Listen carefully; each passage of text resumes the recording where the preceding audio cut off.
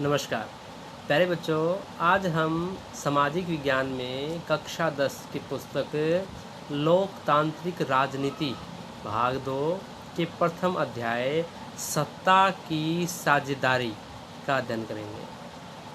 प्यारे बच्चों, जैसे कि अध्याय का नाम है सत्ता की साझेदारी, तो यहाँ पर हमें पहले ये समझना होगा कि सत्ता की साझेदारी का अर्थ क्या होता है। यहाँ ये दो शब्द हैं, सत्ता और साझेदारी। सत्ता का मतलब होता है पावर, और साझेदारी क्या होता है, उसको आपस में बांटना। कि सत्ता को बांटना, शक्ति को बांटना।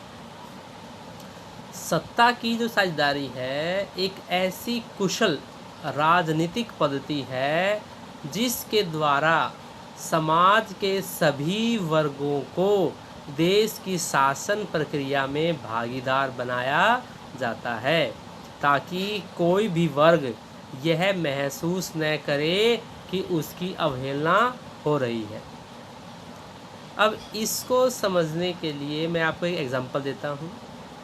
जैसे आपके परिवार में जो आपके मुखिया हैं, आपकी मदर हो सकती है या आपके फादर, सारी सत्ता उन्हीं के हाथ में है। यदि मान लो आप 3 भाई बहन हैं, तो जो सबसे बड़े भाई हैं आपके, उनको जो है ये सत्ता सौंप दी गई है, पावर जो दे दी गई है कि सारे निर्णय वही करेंगे। तो आप जानते हैं कि वो अपने हिसाब से करेंगे, जो उनको पसंद है वही चीज़ वो लेके आएंगे, वही खाना उनकी पसंद का बनेगा। उससे क्या होगा, झगड़े होंगे। यदि जो ये पावर है ये आप तीनों भाई बहनों के पास आ जाती है और सबको अलग अलग अधिकार मिलते हैं। किसी को कपड़े खरीदने का अधिकार दिया गया है, भाई आज़ादी उसी को है कि वो अपनी पसंद से कपड़े लेके आएगा। किसी को खाने के बारे में कि भाई खाना उसकी पसंद का बनेगा, या खाने की जिम्मेदारी उसको सौंप दी गई है। और तीसरा जो है कि घर में कुछ भी काम होगा तो जो है वो देखेगा। तो इस तरीके से क्या होगा कि जो पावर थी वो एक हाथ में ना रहकर अलग अलग बट गई है। अब क्या है, जो जिसके पास खाने का अधिकार है, खाने के बारे में निर्णय लेने का अधिकार है, अब वो ये बात सोचेगा कि यदि मैंने सबकी बात नहीं मानी तो जो है आगे यदि कपड़े खरीदने हैं, कपड़ों के बारे में कोई निर्णय करना है, तो जो है वो मेरी बात नहीं मानेगा। ऐसे ही घर के कुछ निर्णय हैं तो उसमें जो है वो बात नहीं मानेगा। तो उससे क्या होता है, जो झगड़े हैं वो समाप्त हो जाते हैं। तो मतलब पावर क्या है, उसको बांट देना। जैसे कि हम देश में देखते हैं कि पावर जो है एक जो सरकार है उसके हाथ में न रहकर केंद्र सरकार के पास, राज्य सरकार के पास जो है उसमें उसको बांट दिया जाता है।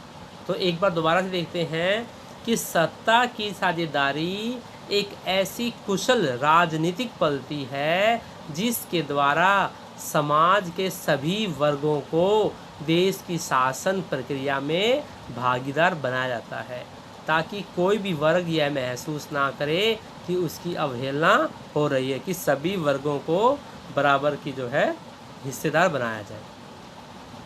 एनसीईआरटी की पुस्तक में इस बात को समझाने के लिए 2 देशों का एग्जाम्पल लिया गया है, उदाहरण लिया गया है।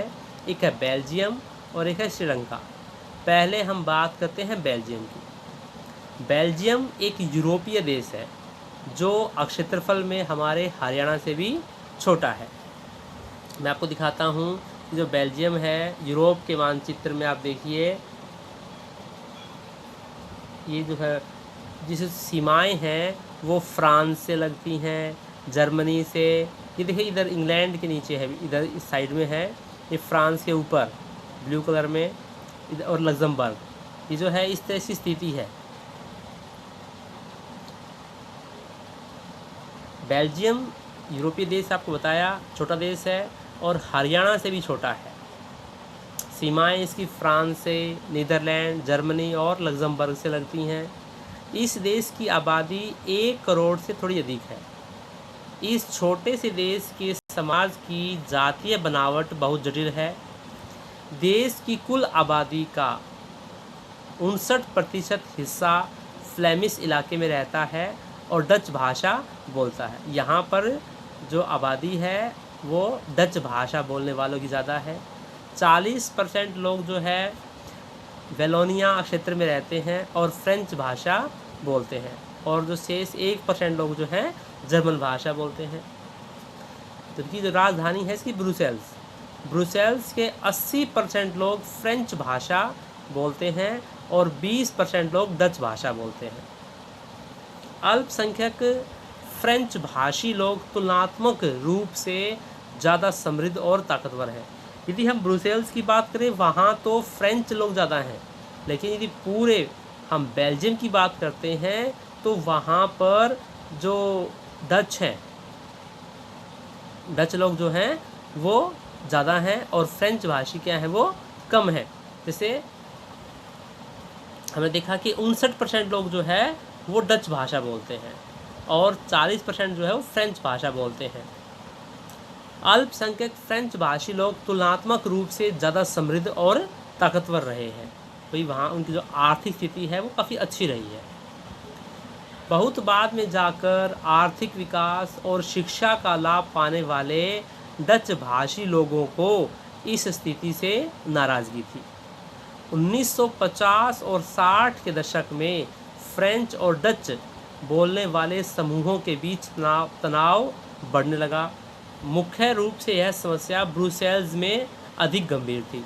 हमने देखा कि जो बेल्जियम है वहाँ पर फ्रेंच भाषी और डच भाषा बोलने वाले लोग जो है रहते हैं और 1% जो है जर्मन भाषा बोलने वाले भी रहते हैं। तो उनके बीच में क्या है तनाव बढ़ गया, क्योंकि जो फ्रेंच भाषी थे वो संख्या में अल्पसंख्यक, मतलब जिनकी संख्या कम होती है, तो वो अल्पसंख्यक थे, और डच जो है बहुसंख्यक होते हुए भी उनकी स्थिति काफ़ी अच्छी नहीं थी। लेकिन जैसे इनका विस्तार हुआ तो जो है उनमें ये भावना थी जो है उनको ये अच्छी नहीं लग रही थी कि जो है उनकी स्थिति खराब है, तो उनमें क्या है झगड़े आरंभ हो गए। अब हम देखते हैं, पहले बात करते हैं श्रीलंका के बारे में। तो श्रीलंका है, जिसे आप जानते हैं कि श्रीलंका जो है भारत के बिल्कुल दक्षिण में एक द्वीपीय देश है। इसकी आबादी करीब 2 करोड़ है, यानी कि हरियाणा के बराबर। जो हरियाणा भारत का एक राज्य है दिल्ली से लगता हुआ। यहाँ भी विभिन्न जातीय समूह के लोग रहते हैं। 74% लोग सिंघली और 18% जो है तमिल भाषी हैं। यहाँ पर मुख्य है सिंघली भाषी, और जो तमिल भाषी हैं वो कम है, यहाँ पे 18% है। और जो तमिल हैं उसमें भी दो समूह हैं। श्रीलंकाई मूल के तमिल 13% और हिंदुस्तानी तमिल जो औपनिवेशिक शासनकाल में बागानों में काम करने के लिए भारत से लाए गए तमिलों की संतान है। सिंघली भाषी लोग बौद्ध हैं, बौद्ध धर्म को मानने वाले हैं, जबकि तमिल जो है वो हिंदू और मुसलमान है। श्रीलंका में 7% जो जनसंख्या वो ईसाई है, और ईसाई जो है वो सिंघली और तमिल दोनों भाषा बोलते हैं। हमने देखा कि चाहे हम बेल्जियम की बात कर रहे हैं या श्रीलंका की बात कर रहे हैं, दोनों में ही जो जातीय बनावट है वो अलग अलग तरह के लोग वहाँ पे रहने वाले हैं। अब यही झगड़ा कारण है कि जब सबको सत्ता में जो है भागीदारी नहीं मिलती है या सबकी बातों की अनदेखी होती है, तो जो है झगड़े आरंभ होते हैं। सबसे पहले हम बात करें जो श्रीलंका है, उसने इस समस्या को निपटाने के लिए क्या किया और उसका क्या असर पड़ा। श्रीलंका ने बहुसंख्यकवाद को अपनाया। जो श्रीलंका है वो 1948 में आज़ाद हुआ। सिंघली समुदाय ने प्रभुत्व जमाने के लिए बहुसंख्यक परस्ती के तहत कदम उठाए। अब जो बहुसंख्यकवाद क्या होता है, यह मान्यता कि अगर कोई समुदाय बहुसंख्यक है तो वह अपने मनमाने ढंग से देश का शासन कर सकता है और इसके लिए वह अल्पसंख्यक समुदाय की ज़रूरत या इच्छाओं की अवहेलना कर सकता है। श्रीलंका ने बहुसंख्यकवाद को अपनाया। उसने क्या कानून बनाया, 1956 में एक कानून बनाया जिसके तहत तमिल को दरकिनार करके सिंघली को एकमात्र राजभाषा घोषित कर दिया गया। विश्वविद्यालयों और सरकारी नौकरियों में सिंघलियों को प्राथमिकता दी गई। नए संविधान में बौद्ध धर्म को संरक्षण और बढ़ावा दिया गया। इन सब नीतियों ने तमिल भाषियों के मन में असुरक्षा का भाव जो है उत्पन्न कर दिया। परिणाम स्वरूप तमिल और सिंहली समुदायों के संबंध बिगड़ते चले गए। श्रीलंकाई तमिलों ने अपनी राजनीतिक पार्टियां बनाई और तमिल को राजभाषा बनाने की मांग करने लगे। जब उनके साथ अन्याय हो रहा था तो वो आवाज़ तो उठाएंगे। अक्षेत्रीय स्वायत्तता, शिक्षा और रोजगार में समान अवसरों की मांग के लिए संघर्ष उन्होंने आरंभ कर दिया। 1980 के दशक में उत्तर पूर्वी श्रीलंका में स्वतंत्र तमिल इलम सरकार की जो है मांग बढ़ गई।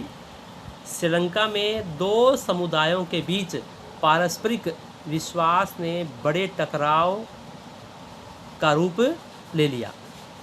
यह टकराव जो गृह युद्ध में बदल गया। ये गृह युद्ध क्या होता है?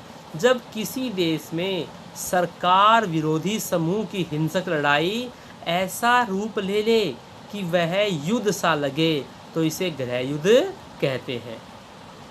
हमने देखा कि श्रीलंका ने जो बहुसंख्यकवाद अपनाया तो उससे वहाँ पर गृह युद्ध की स्थिति पैदा हो गई। अब देखते हैं कि बेल्जियम ने जो वहाँ की जो समस्या थी उसका निपटारा कैसे किया। बेल्जियम के नेताओं ने 1970 और 1993 के बीच में अपने संविधान में 4 संशोधन किए ताकि किसी भी नागरिक को बेगानेपन का एहसास ना हो और सभी मिलजुल कर रह सकें, ताकि जो है सभी को लगे कि हाँ ये हम अपना ही देश है, अपनेपन का भाव उनमें जगे। संविधान में इस बात का स्पष्ट प्रावधान है कि केंद्रीय सरकार में डच और फ्रेंच भाषी मंत्रियों की संख्या समान रहेगी।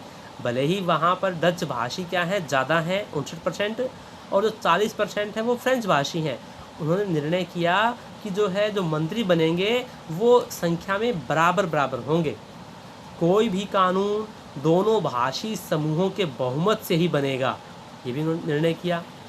अक्षेत्रीय सरकारों को स्वायत्तता दी गई, अर्थात राज्य सरकारें केंद्रीय सरकार के अधीन नहीं है। वहाँ पर ब्रुसेल्स में अलग सरकार है और इसमें दोनों समुदायों का समान प्रतिनिधित्व है।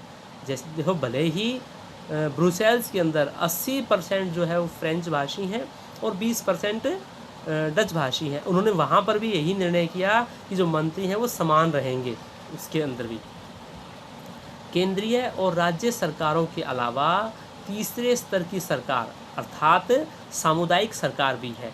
इसका चुनाव एक ही भाषा बोलने वाले लोग करते हैं। इस सरकार को, जो सामुदायिक सरकार है, संस्कृति, शिक्षा और भाषा जैसे मसलों पर फैसला लेने का अधिकार दिया गया है। जब यूरोपीय देशों ने साथ मिलकर यूरोपीय संघ बनाने का फैसला लिया तो ब्रुसेल्स को उसका जो है मुख्यालय चुना गया। तो हमने देखा कि बेल्जियम ने अपनी समझदारी से जो है वहाँ जो झगड़े आरंभ हो गए थे उसे समाप्त किया, जबकि श्रीलंका में ऐसा नहीं किया गया। अब जो सत्ता है इसकी साझेदारी क्यों ज़रूरी है? सत्ता का बंटवारा ठीक है क्योंकि इससे विभिन्न सामाजिक समूहों के बीच टकराव का जो अंदेशा है वो कम हो जाता है। झगड़े क्या है, झगड़े से ख़त्म हो जाते हैं। सत्ता की साझेदारी लोकतंत्र की आत्मा है। देखो सही बात है।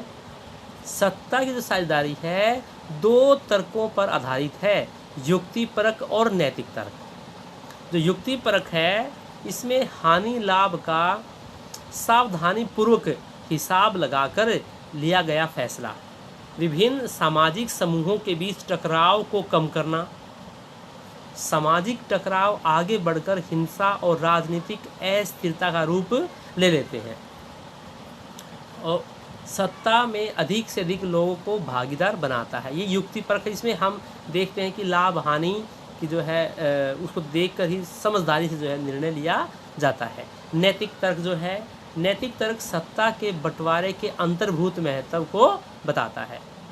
सत्ता की जो साझेदारी है वो लोकतंत्र की आत्मा है। लोकतंत्र का मतलब ही होता है कि जो लोग इस शासन व्यवस्था के अंतर्गत हैं उनके बीच सत्ता को बांटा जाए।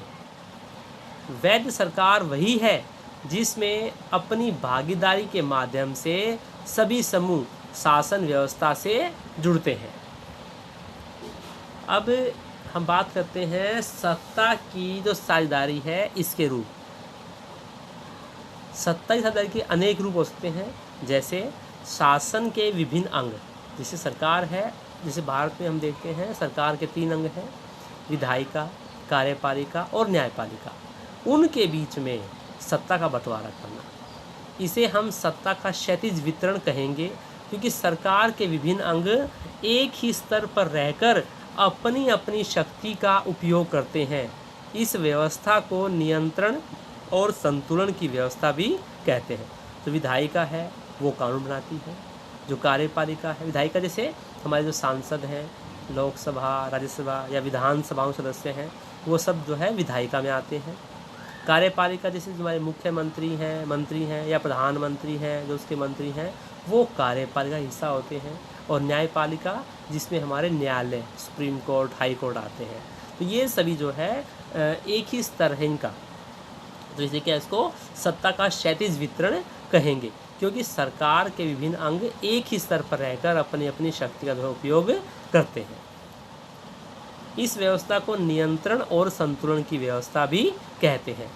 ऐसे ही जो सत्ता जो साझेदारी है उसका एक रूप हो सकता है विभिन्न स्तर पर सरकारों का बंटवारा, जैसे केंद्र स्तर पर जो सरकार हो सकती है और राज्य सरकारों के साथ भी शक्ति का बंटवारा किया जाता है।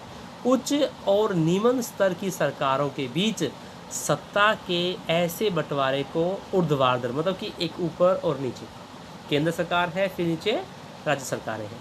उसके अलावा जो सरकारें हैं जैसे कि हमारे यहाँ पे पंचायतें हैं, नगर पालिकाएँ हैं, एक स्तर वो भी हो सकता है। सत्ता का बंटवारा है विभिन्न सामाजिक समूहों को, मसलन भाषाई और धार्मिक समूहों के बीच भी हो सकता है। जैसे बेल्जियम में हमने देखा सामुदायिक सरकार, इस व्यवस्था का एक अच्छा उदाहरण है। कुछ देशों में संविधान और कानून में इस बात का प्रावधान है कि सामाजिक रूप से कमज़ोर समुदाय और महिलाओं को विधायिका और प्रशासन में हिस्सेदारी दी जाए। सत्ता के बंटवारे का एक रूप हम विभिन्न प्रकार के दबाव समूह, जो चौथा रूप है, उसमें एक प्रकार के दबाव समूह और आंदोलनों द्वारा शासन को प्रभावित और नियंत्रित करने के तरीके में विलक्षण कर सकते हैं। लोकतंत्र में हम व्यापारी, उद्योगपति, किसान और औद्योगिक मजदूर जैसे कई संगठित हित समूहों को भी सक्रिय देखते हैं। सरकार की विभिन्न समितियों में सीधी भागीदारी करके या नीतियों पर अपने सदस्य वर्ग के लाभ के लिए दबाव बनाकर यह समूह भी सत्ता में भागीदारी करते हैं। तो प्यारे बच्चों, इस अध्याय में जो मुख्य बातें आई थी उनको मैंने शामिल किया है। आशा करता हूँ कि आपको ये अध्याय समझ में आया होगा। यदि आपको यह अध्याय समझ में आया है, या आपको वीडियो पसंद आई है, तो इस वीडियो को लाइक करें, ज़्यादा से ज़्यादा शेयर करें, और जिन्होंने सब्सक्राइब नहीं किया है वो इसे सब्सक्राइब करें। यदि आपको वीडियो पसंद नहीं आई है, कुछ कमी आपको लग रही है, तो आप जो है कमेंट बॉक्स में जाकर कमेंट भी कर सकते हैं, ताकि जो है मुझे मैं आगे जो वीडियो आएंगी उसमें उसका ध्यान रख सकूं। धन्यवाद।